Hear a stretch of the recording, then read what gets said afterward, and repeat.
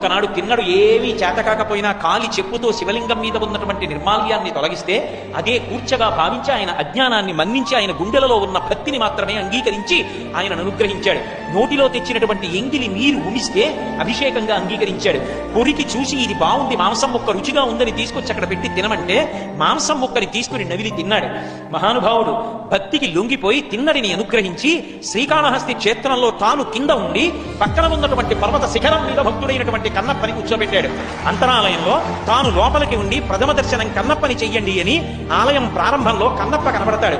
భక్తుడైనటువంటి కన్నప్పకి ఏ శాస్త్రంలో ప్రవేశం లేకపోయినా ఆయన యొక్క భక్తిని మాత్రమే స్వీకరించి అంత అద్భుతంగా అనుగ్రహించాడు. అంతటి దయాశాలి ఆయన. లాంటి దయాశాలి లోకంలో కనబడడు. ఎంత చేతకాని వాడవనివ్వండి, ఎంత అసమర్థుడవనివ్వండి, భక్తితో ఇచ్చిన దాన్ని స్వీకరించి అనుగ్రహించడంలో ఆయనకు ఆయనే సాటి. అసలు పరమశివుడు ఇవ్వగలిగినట్టుగా ఇవ్వగలిగినటువంటి దేవ